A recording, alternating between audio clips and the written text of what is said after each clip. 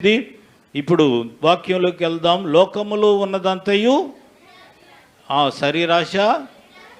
శరీరాశయు నేత్రాశయు జీవపు డంభమును తండ్రి వలన పుట్టినవి కావు, అవి లోక సంబంధమైనవి.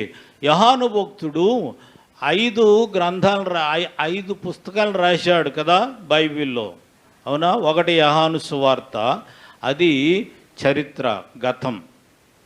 రెండవది 3 పత్రికలు రాశాడు, అది ప్రస్తుతం సంఘానికి కావలసినటువంటి నడిపింపు కొరకు రాశాడు. 5వ పుస్తకము చెప్తారా? ప్రకటన గ్రంథము. మనము విశ్వసించిన దానికి నిరీక్షణగా పరలోకము చేరేటువంటి మార్గము, మనకు ఉంచబడినటువంటి జీవ కిరీటం, ఉంచబడినటువంటి ఫలితం ఏంటో ఆ గ్రంథంలో రాశాడు. అంటే అర్థం చెప్పండి. గతం రాశాడు, వర్తమానం రాశాడు, భవిష్యత్తు కూడా. ఈయన ఇంత గొప్ప దైవజనుడు ఎవరు? యోహానని మీకు మనవి చేస్తూ ఉన్నాను. మంచిది. ఆయన రాస్తూ అంటాడు, లోకములో ఉన్నదంతయు శరీరాశ, నేత్రాశ, జీవపు డంభము, ఇవి తండ్రి వలన పుట్టినవి కావు. ఆగండి అక్కడ. తండ్రి వలన పుట్టినవి అంటే ఏంటో తెలుసు కదా మీకు. ఆయన మాట చెప్పునే సమస్త సృష్టిని నిర్మించుకున్నాడు, ఆయన సృష్టించాడు. మనల్ని కూడా మట్టితో నిర్మించుకున్నాడు. కలిగినది ఏది ఆయన లేకుండా కలగలేదు అంటాడు. మంచిది. అయితే ఇప్పుడు జాగ్రత్త గమనించండి. మరి తండ్రి వలన పుట్టనవేవి ఎవరి వలన పుట్టాయి? మరి ఎవరి వలన పుట్టాయంటే మీకు వచ్చేటువంటి ఆన్సర్ ఏంటంటే సాతానుడు అంటాం కదా. సాతానుడు అంటాం. ఒక్కసారి ఆలోచన చేయండి. సాతానుడికి పుట్టించే గుణము దేవుడు ఇవ్వలేదు. దేవుడు సృష్టించే శక్తి ఉంది దేవునికి. ఆ శక్తిని ఆయన రూపంలో ఉన్నట్టు ఆయన సృష్టికి ఇచ్చాడు. ఆయన రూపంలో ఉన్న మనకి ఇచ్చాడు పుట్టించే గుణం కదా. అందుకే మనలో ప్రేమ పుడుతుంది, కక్షలు పుడతాయి, కల్మషాలు పుడతాయి.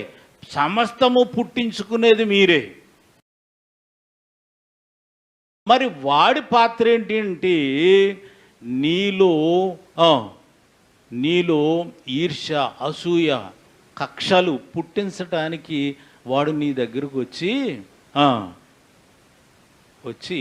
మీ పక్కింటోళ్ళ మీద లేనిపోని గొడవలన్నీ ఉత్తి అన్నీ చెప్తుంది.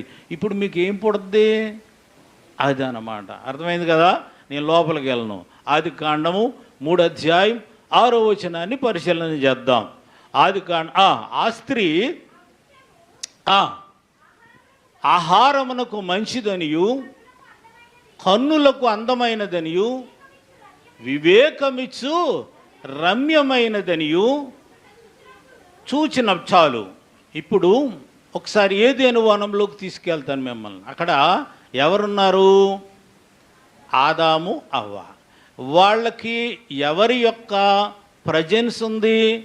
దేవుని యొక్క సన్నిధి వాళ్ళతో ఉంది.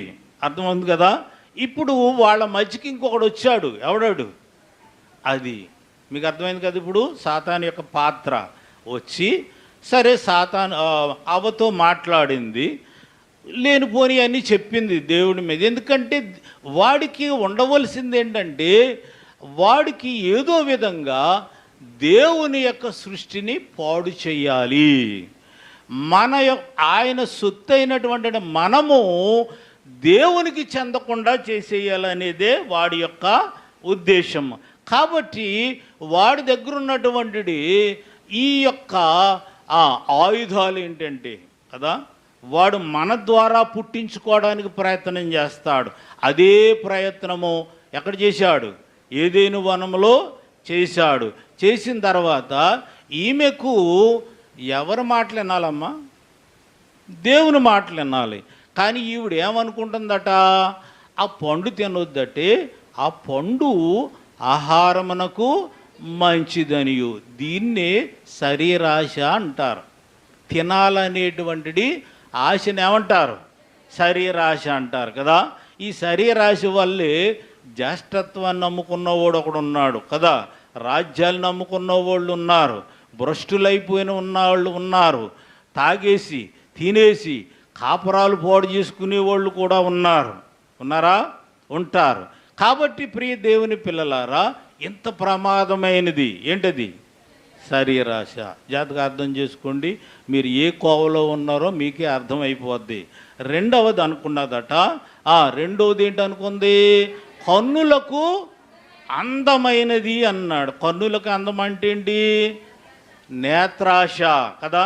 ఏదైనా మనం తినాలన్నా, ఏదైనా మనం పువ్వు కోసుకోవాలన్నా, లేకపోతే ఏదైనా మనం ఆశించాలంటే కంటికింపుగా ఉండాలి. పొలంలో రంగు ఎందుకు వేస్తారు? అందుకే వేస్తారు. అవును కదా. ఒక కొత్త ఈ సంవత్సరం పెళ్ళైన వాళ్ళు ఎవరు ఉన్నారు ఇక్కడ? మంచిది.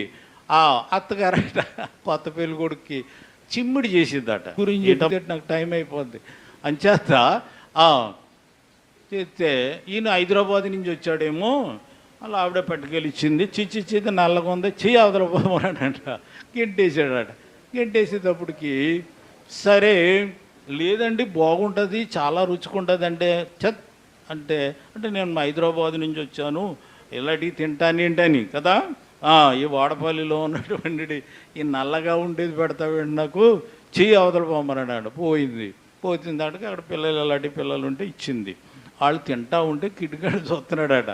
వాళ్ళు లొట్టలు వేసుకుని తింటా ఉంటే అమ్మ ఇంత రుచిగా ఉంటుందో అనుకుని, సరే దీని సంగతి మళ్ళీ అడిగితే బాగోదు కదా అంచేత సాయంకాలం అయింది. ఆ రోల్ అని ఉండేది పూర్వకాలం, అది కూడా అడుగు అంచేత ఈ రోల్ వెళ్ళి కొంచెం ఇలాగా తిని చూశాడట. చాలా బాగుంది కదా. చాలా బాగుంటే మరి అంటే ఏమనుకోకండి, రోల్ అంతా నాకేసాడట. కాబట్టి ప్రియదేవుని అంటే ఇప్పుడు ఇతనికి వచ్చిన ప్రాబ్లం ఏమిటి? అది నల్లగా ఉంది కానీ ఎలాగుంది? రుచిగా ఉంది. కానీ ఈవిడేమంటుంది? కనులకు, మీకు అర్థమైంది కదా ఇప్పుడు, కనులకు ఇదే చాలా మోసం. రెండవది కనులకు ఇది నేత్రాశ. ఇంకో మాట చెప్పి ముందుకు వెళ్తాను. పెద్దలు ఉన్నారు ఇక్కడ కొంతమంది అట, వాడికి అవసరం లేదు, రోడ్డు పక్కన ఏదో ఉంటుంది, పగలు కంటితో చూస్తాడట. సామెత ఉందయ్యా, మీకు విన్నారు ఎప్పుడన్నా? రాత్రిలప్పుడు కాలుతో పట్టిపోతాడట. వాడికి అవసరం లేదు కానీ అక్కడ ఉండకూడదు, అది పట్టిపోవాలంతే. చూశాడు పట్టిపోవాలి. ఇది నేత్రాశ. ఇది మనకు కూడా ఉంటే బాగుండు అనుకోవడం అనమాట. అంత అర్థమైంది కదా. ఇంకో మాట కూడా చెప్తాను, ఏమనుకోకండి. వ్యభిచారానికి మొదటి మెట్టేంటి? నేత్రాశ. అవునా? రైట్. తర్వాత వివేకమిచ్చు. వివేకం అనగా బడాయ్. అవునా? తెలివి. అవునా? ఇప్పుడు మీరు ఒక ప్రశ్న వేసుకోండి, ఏదేను వనంలో ఉన్నాం అబ్బాయి, అవునా? ఇప్పుడు అక్కడ దేవుడే పాఠాలు నేర్పుతున్నాడు, దేవుని వాక్యమే, ఆయనే వాక్యం, అవునా? ఇప్పుడు ఆయన వాక్యం కానిది వివేకం ఏముంటుంది? అవునా? యెహోవాయందు భయభక్తులు కలిగి ఉండటే జ్ఞానమునకు మూలము. ఈమె కట ఆ పండు తింటే వివేకం వచ్చేది. అందుకే దేవుని కంటే ఇప్పుడు ఎవడు బోధించాడు? ఇది సాతానుడు బోధించాడు. ఏమని బోధించాడు? మీరు ఆయన కంటే తక్కువేం కాదు, ఇది తింటే ఆయన కంటే గొప్పవాడు అయిపోతావు అనేటప్పటికీ ఈమెకి ఏమొచ్చింది? లేనిపోయి బడాయి వచ్చింది అనమాట. అవునా? దీన్నే జీవపు డంభం అంటారు. చాలామందికి ఉన్నదానికంటే ఎక్కువ ప్రవర్తిస్తూ ఉంటారు. అవునా? ఇది చాలా ప్రమాదం. రైట్. ఇప్పుడు మత్తయి సువార్త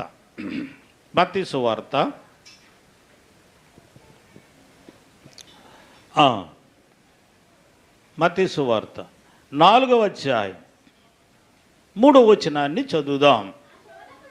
ఆ శోధకుడు వచ్చి, నీవు దేవుని కుమారుడివైతే ఈ రాళ్లను రొట్టెలుగా చేసుకొని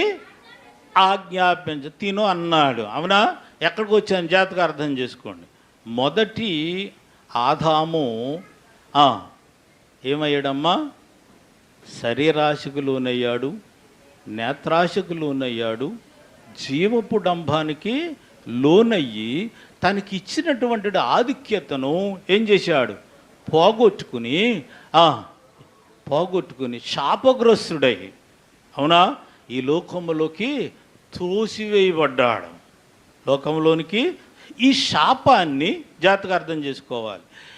పరిహరించడానికి కడపటి ఆధారమైనటువంటి యేసుక్రీస్తు లోకానికి వచ్చాడు. గమనించండి, లోకములు ఉన్నదంతయు అది నిన్ను విడిచిపెట్టదు. ఎందుకంటే నువ్వు లోకంలో ఉన్నంతకాలం అదే ఉంటుంది. ఏది ఉంటుంది?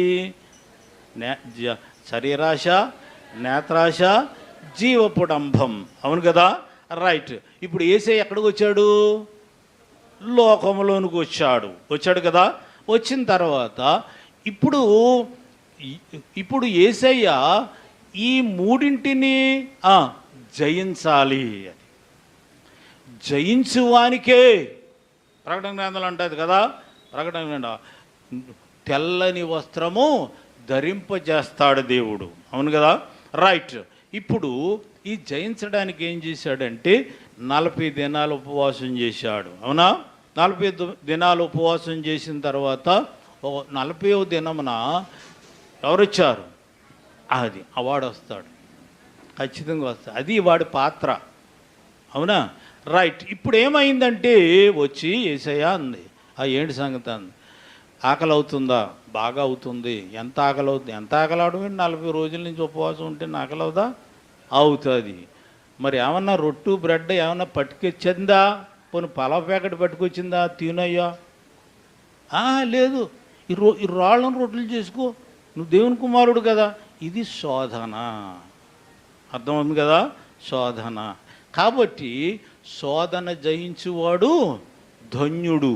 యేసయ్య అనుకుంది, ఆ ఆదాముని ఎలాగైతే నన్ను ఎలాగైతే మోసం చేస్తామందో ఈయన్ని కూడా మోసం చేద్దామనుకుంది. అవునా? అనుకుని అప్పుడు యేసయ్యనంది, ఈ రాళ్లను రొట్టెలుగా చేసుకుని తినమంది. అవును కదా? తినమన్నప్పుడు యేసయ్య ఏం చెప్పాలి?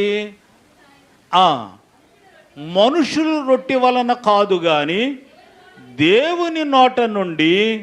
అది ఇక్కడ కౌంటర్ అండ్ ఎన్కౌంటర్ జరుగుతుంది కదా. కౌంటర్ ఇచ్చాడు యేసయ్య. ఎలాగిచ్చాడు? వాక్యము చేత సాతానుని ఎదిరించాలా. దేవునికి స్తోత్రం చెల్లించండి. యేసయ్య నేర్పినటువంటి పాఠము ఇదే.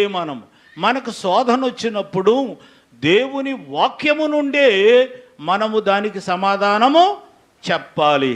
సాతానా, తెంగరదానా, మనుష్యుడు కేవలము రొట్టె వలన మాత్రమే కాదు కానీ దేవుని వాక్యము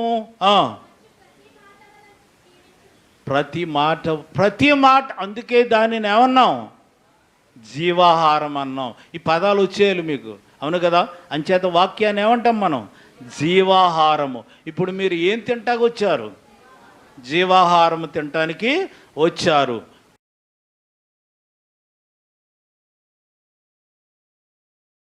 కదా. రైట్. మంచిది. ఇప్పుడు ఆలోచన చేయండి. యేసయ్య మంచి సమాధానం ఇచ్చాడు. దెబ్బతోటి పళ్ళు ఉడగొట్టినట్టు అయింది దానికి. అవునా? మీరు కూడా అంతే. మీరు ఎవరన్నా వచ్చి ఏమ్మా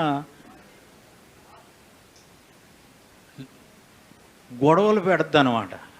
గొడవలు పెడతాది. నువ్వు అలాగా, నువ్వు ఇలాగా, నువ్వు అంత కట్టినట్టుకు వచ్చావు, ఎంత కట్టినట్టు, ఇక్కడ ఏంటి కొండలు కొడుగుతున్నావా అంటది. సరిగ్గా ఆ కొండ ఇచ్చుకునే కొట్టావనుకో మళ్ళీ రాదు, మళ్ళీ దగ్గర. లేకపోతే మీ అత్తగారికి నీకు గొడవ వచ్చేద్ది. అవునా? అంచేత ఇది చిన్న ఏమనుకోకండి. మీకు కనెక్ట్ అవ్వాలని అలా చెప్తున్నాను. మీరు అనుభవించే మాటలే చెప్తున్నాను. అర్థమైంది కదా? మంచిది.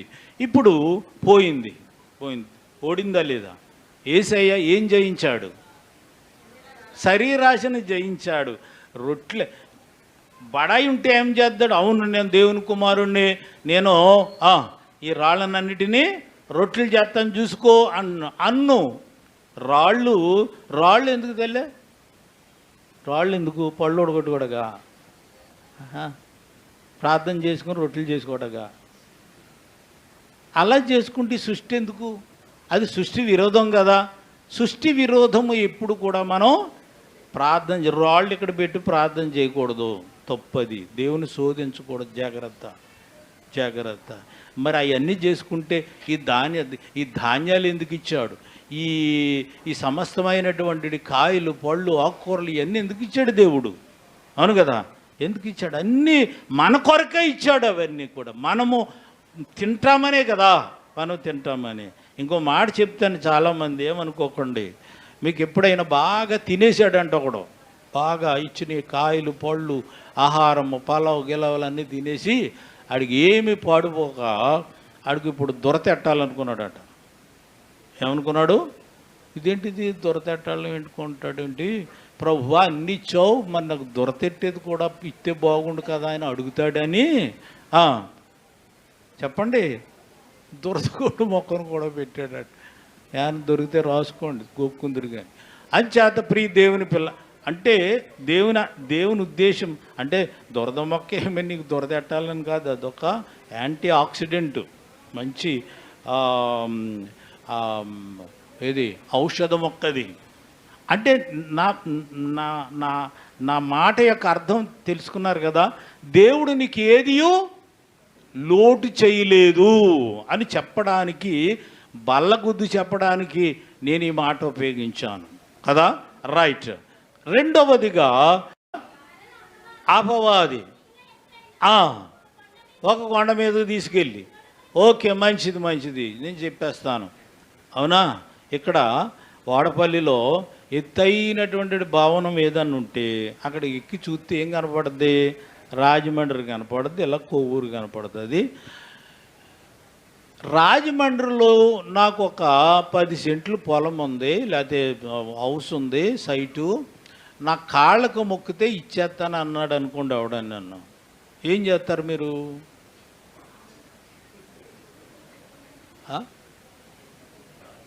కాళ్ళే ఆడ చూడట్లేదు కదా అని మొక్కేస్తాం. అక్కడ ఎవరు లేరు, సైతాను ఏసై తప్ప. అవునా, కొండ మీద ఉన్నారు.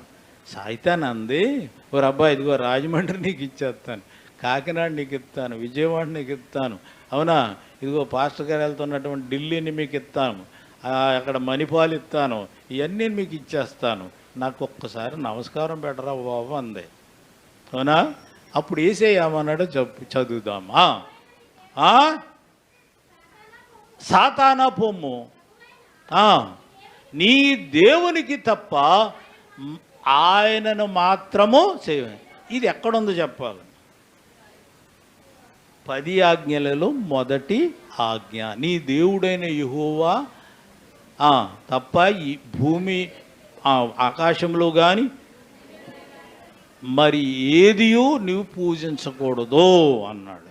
దేవుని మాత్రమే ఇది మొదటి. ఒరే నీవు అన్నీ తెలిసినోడు కదా, నువ్వు అప్పుడప్పుడు మా తండ్రి దగ్గరికి కూడా వెళ్ళి మీటింగుల్లో పాల్గొని వస్తుంటావు కదా. ఎవరో సాతానుడు. మరి యోబు విషయంలో వెళ్ళాడే లేదా మీటింగ్కి? మంచిది. ఈ విధంగా మరి అన్నీ తెలిసినోడు కదా, ఇప్పుడు నా కాళ్ళకు మొక్కమని అడుగుతావేంటి? నీ దేవుడైన యెహోవా తప్ప మరి ఏ దేవుడు నీకు ఉండకూడదు. రాయికే కానీ విగ్రహానికే కానీ మరి దేనికిని సాగిల పడకూడదని ఉంది కదా, అది నీకు తెలీదా అన్నాడప్పటికి మరొకసారి ఆడికి పళ్ళు రాలగొట్టినట్టు అలా చెయ్యాలి మీరు కూడా. అర్థమైంది కదా. అంచేత నీ దేవుడే నీ దేవుడు, ఆయన మహోన్నతుడు కదా, ఆయన మహోన్నతుడు, సర్వశక్తిమంతుడు. ఇది మన విశ్వాసము కావాలి. అప్పుడే దానిని ఎన్కౌంటర్ చేయగలం. దానికి సరైన సమాధానం వాక్యము నుండే చెప్పాలి. నెగ్గడా లేదా యేసయ్య? ఏమి నెగ్గాడు? నేత్రాశను నెగ్గాడు. అవునా, రాజమండ్రిలో భూమి ఉందని టెంప్ట్ అయిపోలేదు, ఇస్తాడన్నాడని. అవునా, రైట్. మూడోది చదువుదాం. ఇప్పుడు ఇందాక చదివింది చదవండి.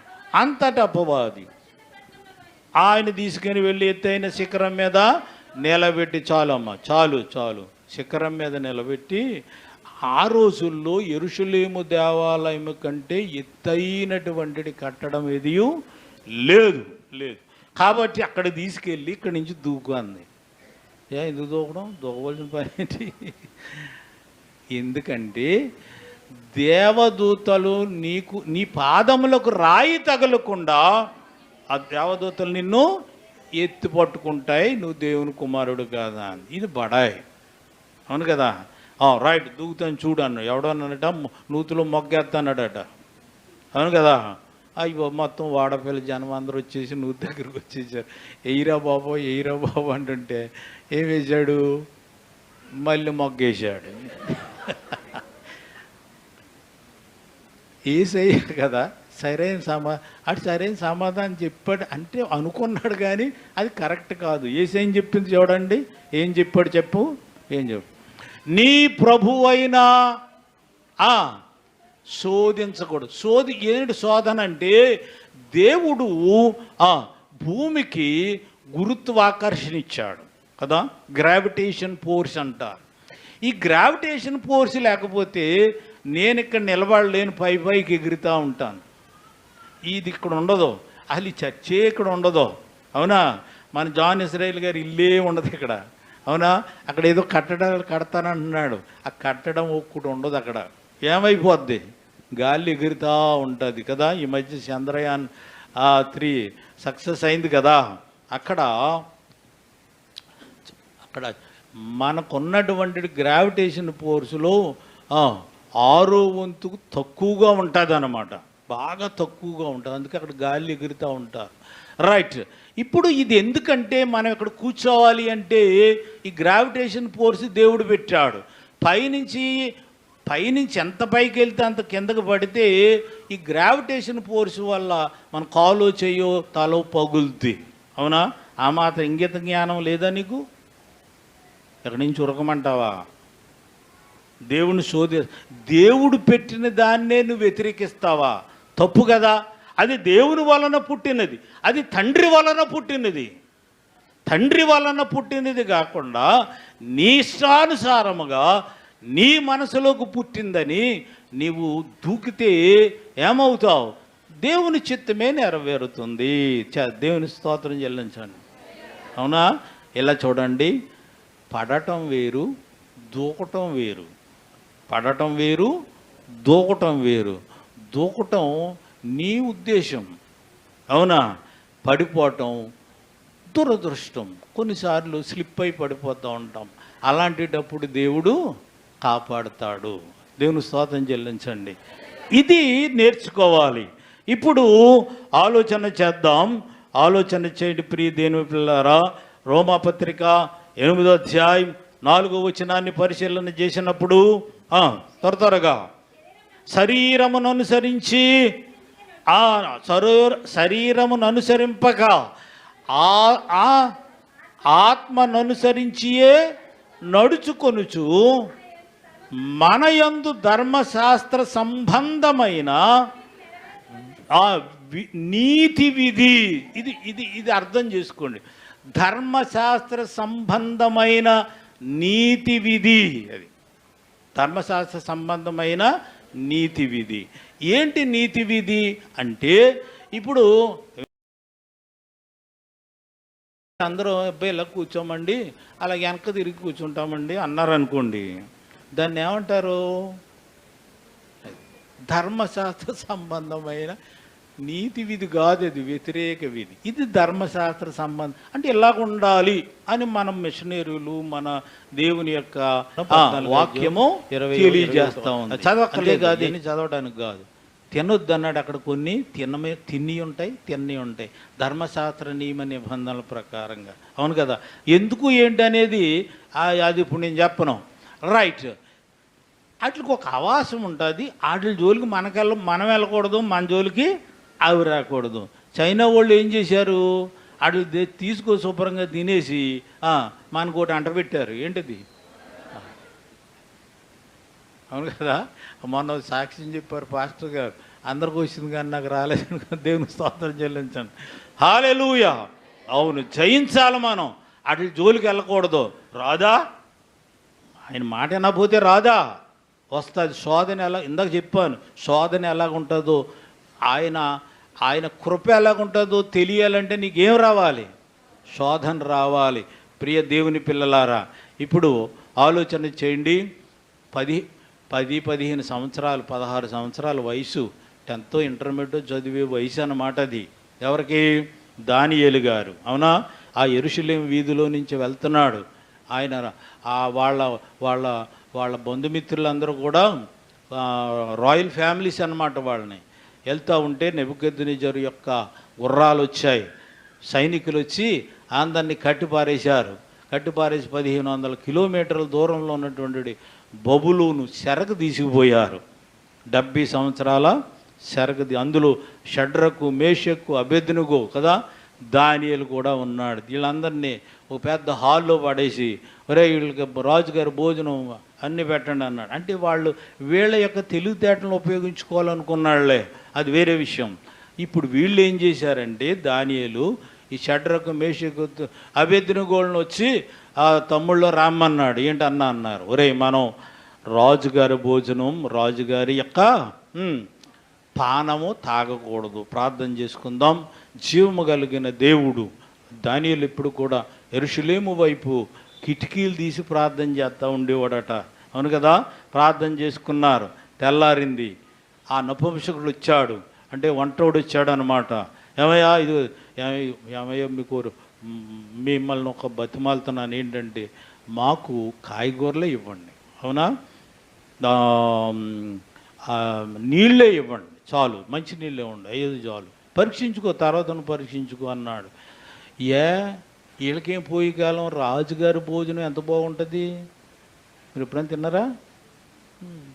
అంచేత ఎంత బాగుంటుందంటే లేనిదేమీ ఉండదు, మంచిది. ఇప్పుడు ఎందుకు ఇలాగన్నాడు అని అంటే, ఈ కల్దీయులు విగ్రహారాధికులు. వాళ్ళు మీకు బాగా అర్థం కావాలంటే, నేను చెప్పింది కరెక్ట్ అనుకుంటే, ఒక ముస్లింని మీ ఇంటికి భోజనం పిల్లండి, ఒక ముస్లింని మీ ఇంటికి భోజనం పిల్లండి. రాడు. ఏంటంటే మీరు కోసిన కోడి కానీ మేక కానీ మేము తినం. ఒకవేళ మేము తినాలంటే ఆ కోడిని మా ఇంటికి పంపించండి, మేమే కోసి మీ ఇంటికి పంపిస్తాం. వాళ్ళకు ఒక ప్రార్థన ఉంటుంది. అవునా? అది ఉంటే అది చేసుకుని వాళ్ళు కోస్తారు. ఇది నేను అనుభవించాను కాబట్టి మీకు చెప్తున్నాను.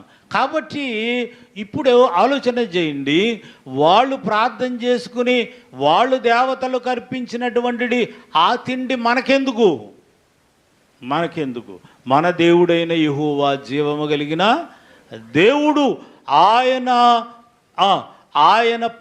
ఆయన మనకిచ్చినటువంటి ఆధిక్యత, పవిత్రతను నిలబెట్టుకోవాలి గనక మాకు వద్దన్నాడు. మంచిదన్నాడు. 15 రోజులు పరీక్షించుకున్నారు, బాగానే ఉన్నారు, మంచిది. ఆలోచన చేయండి, రాజుగారు భోజనము, రాజుగారు తాగే పానము తాగకుండా, తినే అవకాశం వచ్చినా తినకుండా పవిత్రతను నిలబెట్టుకున్నాడు కనుక దానియేలు 65 సంవత్సరాలు ప్రధానమంత్రిగా 4 రాజుల దగ్గర పనిచేశాడు. చప్పలు కూడా దేవుని మహింపొద్దాం. ఏం జయించాడు దానియేలు? ఏం జయించాడు? విజయము ఊరికినే రాదండి, రాదు. విశ్వాసాన్ని కాపాడుకోవాలి, పవిత్రతను కాపాడుకోవాలి. తినే అవకాశం వచ్చినా తిననటువంటిది దానియేలట రాజుగారి కంటే మంచి బట్టలు వేసుకునేవాడట. దానియేలు గారి గురించి అనేక సార్లు దైవజనులు చెప్తారు కదా, విన్నారు కదా, మంచిది. కాబట్టి ప్రియ దేవుని పిల్లలు, అంతేకాదు ఆయన సూసన్ కోటలో సమాధి, రాజుల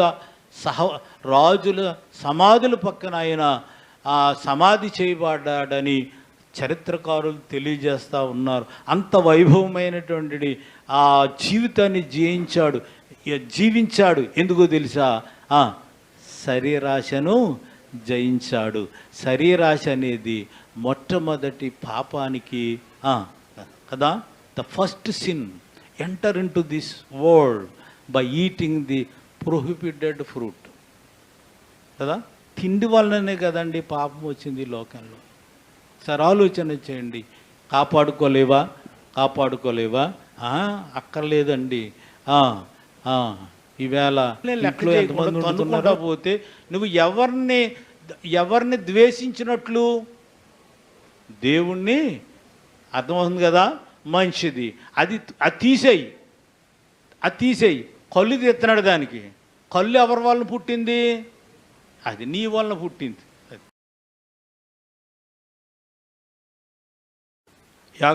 ఆదికాండం 39:9.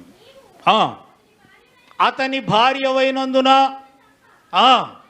మరి దేనిని నాకు అప్పగించబడి ఉండలేదు గనుక నేనెట్లు ఇంత ఘోరమైన దుష్కార్యము చేసి దేవునికి విరోధముగా పాపము కట్టుకుందామన్నాడు. ఎవడేంటి ఆయన?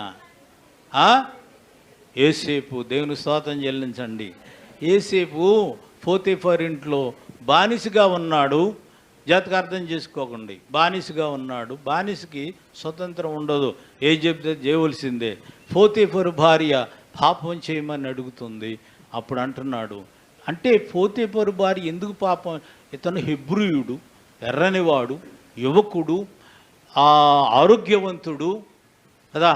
ఒకసారి చూసింది ఆమె కళ్ళు నేత్రాశ. అతనితో పాపం చేయాలనుకునేటువంటి నేత్రాశ. జాతకు అర్థం చేసుకోవాలి. ఈయన కళ్ళు లేవా? యువకుడు కాదా? బలం లేదా? శక్తి లేదా? అయినప్పటికీ కూడా ఏముంది? దేవుని యందు భయభక్తులు ఉన్నాయి. అది దేవుడిచ్చినటువంటి ఆజ్ఞను మేరకూడదు అనుకున్నాడు. అవునా? అందుకన్నాడు, అమ్మా నీకు నమస్కారం, నిన్ను తప్ప ఈ అన్నీ నా స్వాధీనంలో ఉన్నాయి, కానీ నాది కానిది ఇప్పుడు 10 ఆజ్ఞలు ఏం చెప్తున్నాయి? 10 ఆజ్ఞలు నేర్చుకున్నవాడు. అవునా? 10 ఆజ్ఞలు ఏం చెప్తున్నాయి? దేవుడు ఏం చెప్తున్నాడు?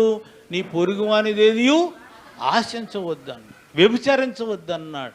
మరి ఎలా చేయను? ఇది ధర్మశాస్త్ర నీతి నిబంధనలను అనుసరించి మనం ఈ లోకంలో జీవించాలి. కాబట్టి చేయనన్నాడు. ఒకసారి ఆలోచన చేయండి.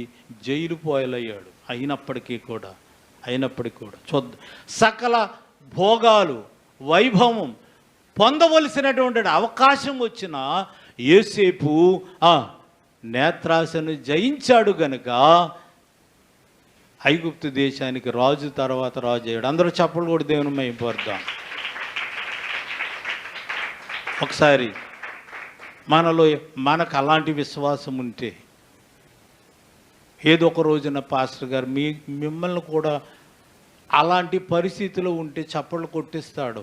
ఆ యోగ్యత మీకుందా? ఒకసారి ఆలోచన చేసుకోండి. ప్రియ దేవుని పిల్లలారా, విజయము ఊరికినే రాదు. ఎంత నిగ్రహించుకున్నాడు ఒకసారి ఆలోచన చేయండి. నీవైతే ఏం చేస్తావు? నేనైతే ఏం చేస్తాను? ఇది తండ్రి వలన పుట్టని దాని జోలికి మనం పోకూడదు. అది పాపాన్ని పుట్టించకూడదు ఈ లోకంలో. మనం ఆయన సృష్టిని గాబరా చేయకూడదు, గలీజు చేయకూడదు. కాపాడవలసినటువంటి బాధ్యత మన మీద ఉన్నదనేటువంటి విషయాన్ని గమనించండి. చివరిది ఇంకొకటి ఉంది. ఏంటిది? జీవపు డంభం. మొదటిది శరీరాశను నెగ్గించినటువంటి ఒక దైవజనుడు దానియేలును గురించి. రెండవది నేత్రాశను జయించినటువంటి యోసేపును గురించి ధ్యానం చేయండి ఇంటి దగ్గర. ఇంకా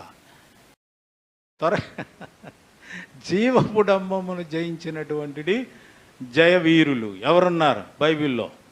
ఉన్నారు, చాలామంది ఉన్నారు. ఒక్కొక్కడు చెప్తున్నాను, టైం లేదు. చెప్పలేరా? మంచిది. మంచిది, మీకు తెలుసును కానీ ఏమవద్దు అనుకుంటున్నారు. రూతు గ్రంథం 1వ అధ్యాయం 16వ వచనం. రూతు గ్రంథం 1వ అధ్యాయం 16వ వచనం. అందుకు రూతు, నా వెంబడి రావద్దని ఆ, ఆ, ఆ, ఆ, వచ్చేదను. అవును, చూడండి చక్కటి మాటలు. నీవు నివసించు చోటనే. అవును, ఇంకా నీ జనమే నా జనము, నీ దేవుడే నా దేవుడు. దేవుని స్తోత్రం చెల్లించండి. బడ ఎక్కువ ఎవరికి? గోడపల్లి మంచిది కాదు, రాజమండ్రిలో మకం పెట్టమంటుంది. ఎవరో ఏ ఇది ఊరు కదా, ఇక్కడ వాళ్ళు బతకట్లేదా? బడ అంతే, అక్కడ ఏముంటుంది అక్కడదే. రైట్. ఇప్పుడు అక్కడికి వెళ్తే దేవుడు మొత్తాడు, అది వదిలేయండి. ఇప్పుడు చాలా కాలం అయింది, చాలా నేర్చుకుంది, జీవిత పాఠాలు నేర్చుకోవాలమ్మా. చాలామంది తప్పిపోని కుమారుడు వాళ్ళ ఇంటి దగ్గర గురువుకు చెప్పలేదా? ఇతనికి తండ్రి చెప్పలేదా? చెప్పడలేదా? చెప్పారు, కానీ విన్నాడా? వెళ్ళలేదు. ఇప్పుడు ఎక్కడికి వెళ్ళాడు? పందులు తినే పొట్టు తింటూ ఇప్పుడు నేర్చుకున్నాడు. ఏంటది?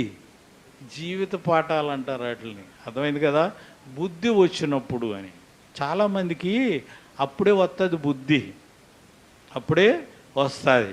ఈవిడికి కూడా అంతే బుద్ధి వచ్చి, అమ్మ కోడళ్ళని ఇద్దరిని పిలిచింది. వార్ప, అమ్మ నేను బెత్తలహేం వెళ్ళిపోతాను, ఇక్కడ రావడం అసలు తప్పు చేశాను, నేను వెళ్ళిపోతాను, నా దేవుడు నాకు రొట్లు వెళ్ళి ఇచ్చాడు, నేను ఇక్కడ దరిద్రం ఇక్కడ ఈ పరలోకి వచ్చి పడ్డాను అన్నది. అనుకుని అంటే అదేంటత్తమ్మ వాళ్ళు వెళ్ళిపోతావా ఏంటనే ఏడ్చింది, పోయింది. అవునా? రెండో ఆవిడ వచ్చింది. ఎవరు? రూత్ వచ్చింది. రూత్ వస్తే రూత్ అన్న మాటలు ఏముంది ఇక్కడ? బెత్లెహేములో ఆమెకి ఏముంది? ఏమీ లేదు. ఒకవేళ ఇల్లు ఉంటే ఉండొచ్చు. ఇంతకాలము మోయాబులు ఉంటే ఆ ఇల్లు ఉంటుందా ఏమ్మా? అది ఏమన్నా రెయిన్ఫోర్స్డ్ కాంక్రీట్ ఇల్లు ఏమన్నా? ఏ గుడిసో ఇవాడికి కొట్టుకుపోయి ఉంటుంది, ఏ తుఫానుకో. ఏమీ లేదు అక్కడ, అక్కడేమీ లేదు. అలాంటి పరిస్థితులలో నీతోనే వస్తాను అంటుంది. అక్కడ ఏముంది? ఏమీ లేదు. ఏమీ లేనటువంటి తన అత్తను వెంబడిస్తానుంది. నయోమి సంఘానికి సాదృశ్యం. అవునా? రైట్. ఇప్పుడు ఇంకొక చక్కటి మాట ఉంది. నీ జనమే నా జనము, నీ దేవుడే నా దేవుడు, నీ దేవుడే నా దేవుడు. ఈ సంవత్సరమే పెళ్ళైనటువంటి కోడళ్ళు, కొత్త కోడళ్ళు, ఆ వెనకాలేమో పాత కోడళ్ళు ఉన్నారు, ఎదరు కొత్త కోడళ్ళు కనపడుతున్నారు నాకు. పాత కోడళ్ళు అంటే ఏంటి? అత్తగారులు అనమాట. వాళ్ళకు మాట చెప్తాను ఇప్పుడు, వినండి చేతగాను.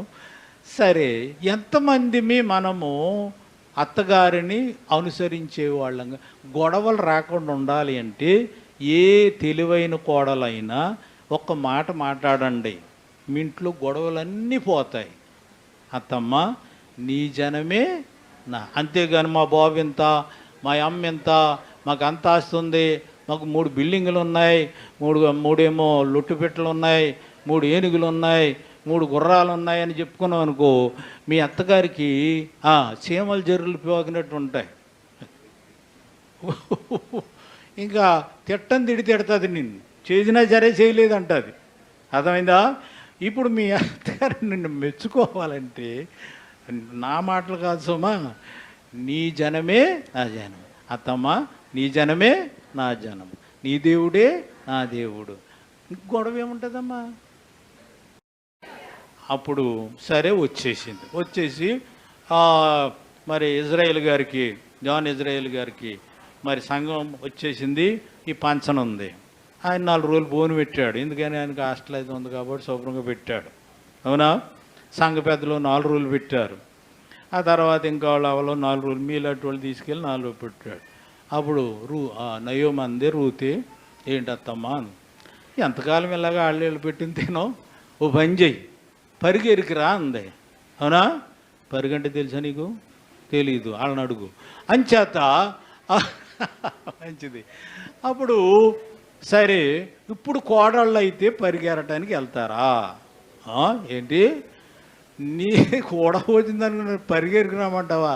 నోరుపై పెడితే తింటాం, లేకపోతే లేదంటది. అంతే. వెళ్ళింది కదా, ఓ రోజుని వెళ్ళింది. తెలీదు పాపం, నీకులాగే తెలీదు ఏమి ఏరాలో ఏంటో. ఆ రోజుల్లో పరిగి ఏరుకోవడానికి ఒక ఇసులుబాటు కూడా ఉంది ధర్మశాస్త్రంలోను, అవునా? మంచిది.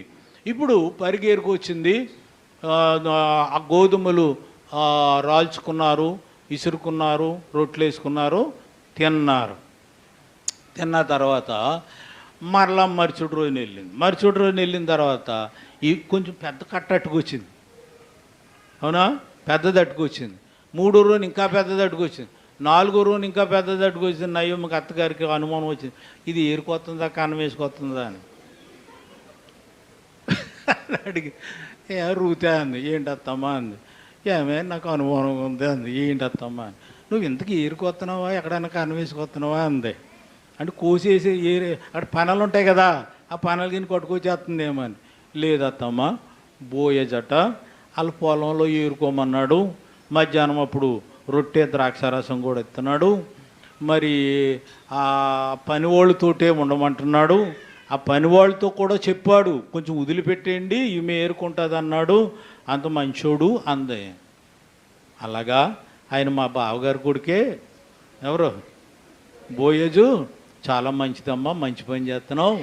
బోయజు యేసయ్యకు సాదృశ్యంగా ఉన్నాడు. యేసయ్య పొలంలో ఏరుకుంటే ఎవరికి లోటేమీ ఉండదు. సరే, మంచిది. ఒక రోజున శుభ్రంగా తినేశారు. ఇప్పుడు బాగా ఉంది పరిస్థితి, అవునా? కూర్చోబెట్టుకొని పేలు చూసుకుంటున్నారు. అత్తగారి కోళ్ళు అత్తగారి పేలు చూసుకుంటారు. ఆవిడ అందే, ఈ పెద్దోళ్ళకే బలి ఆలోచనలు వస్తాయి, జాత గమనించండి. రూతే అంది, అత్తగారు కోడలకి పేలు చూస్తుంది, ఊహించుకోండి, అక్కడే రాజలేదు అని రూతే అంది. ఏంటి అత్తమ్మ అంది. బోయజ్ ఎలాగుంటాడే అంది. బాగుంటాడు బాగుంటాడు అత్తమ్మ అంది. మరి నీతో మంచుకుంటాడా, మాట్లాడతాడా? మంచిగానే ఉన్నాడు అత్తమ్మ. ఏసై మంచికుండా పోవటం ఏంటి కదా, మంచిది. సంఘం ఎలాగ అడుగుతుంది, మంచిది. ఇప్పుడు అయితే మరి భోజనం పెళ్లి చేసుకుంటావా అంది. సరే, ఎంతకాలము ఆళ్ళ పంచని పడి ఉండవాలి, ఎంతకాలం ఆళ్ళ పొలంలో ఏరుకోవాలి? గమనించండి, నీకంటూ ఒక ఇండివిజువాలిటీ లేదా? అది ఇచ్చేది యేసయ్యే. చప్పలు కూడా దేవుని మహిమ పొరుద్దాం, దేవుని మహిమ పొరుద్దాం. కాబట్టి ప్రియ దేవుని పిల్లలారా, చూడండి అంది. వెంటనే నువ్వు స్నానం చెయ్యి. స్నానం బాప్తిస్మమునకు గుర్తు. తైలం పూసుకో, అభిషేకం, చీర కట్టుకో, వస్త్రము ధరించు, రక్షణకు గుర్తు. వెళ్ళి కళ్ళములో బోయేసున్నాడు, ఆయన యొక్క పాదముల చెంత పండుకో అంది. అవునా? ఈ మాట విన్నప్పుడు ఇప్పుడు కోడళ్ళు అయితే విశ్వాసులైనటువంటి మనము పొందుకోవాలి. అది విశ్వాసులైనటువంటి మనం పొందుకోవాలి. విశ్వాసికి గుర్తుగా రూతు ఉన్నది. దేవుని స్తోత్రం చెల్లించండి. వెళ్ళింది కాళ్ళ దగ్గరే. ఎవరమ్మా నువ్వంటే, నేను పలానండి. నీ దుప్పటి చెంగు నాకు కప్పు. హిబ్రూ భాషలో పెళ్లి చేసుకో అని అర్థం, వాళ్ళ సాంప్రదాయములు. అర్థమైంది కదా? రైట్. సరే, అయితే తర్వాత జరిగిందంతా మీకు తెలుసును. ఒకసారి ఆలోచన చేయండి. ఏ విషయంలో కూడా ఆమె అతిశయించలేదు. అతిశయించువాడు ప్రభువునందే అతిశయించాలి గనుక ఆమె తన అత్త అనగా సంఘము ఎలాగ చెప్పితే అలాగ వింద గనుక రూతు ఒక అన్య స్త్రీ అయ్యుండి యోధా వంశములో పుట్టినటువంటి బోయజును పెళ్లి చేసుకుంది కదా. బోయజును పెళ్లి చేసుకుంది. ఓబేదును కంది. ఓబేదు యెషయను కన్నాడు. యెషయ దావీదును కన్నాడు. దావీదు వంశములోను గోత్రములోను యేసై పుట్టాడు. యేసు ప్రభు యొక్క వంశావళిలో రూతు స్థానం సంపాదించుకుంది. చప్పట్లు కూడా దేవుని మైపడదాం. ఎందుకో తెలుసా? జీవపు డంభమును జయించింది గనుక. జీవపు డంభమును జయించింది గనుక. కాబట్టి ముగిస్తున్నాను ప్రియ దేవుని పిల్లలారా. మరొకసారి చదువుదాం. యోహాను సువార్త, యోహాను పత్రిక 1వ అధ్యాయం. లోకములో ఉన్నదంతయు శరీరాశయు, నేత్రాశయు, జీవపు డంభమును తండ్రి వలన పుట్టినవి కావు, అవి లోక సంబంధమైనవి. అవి లోక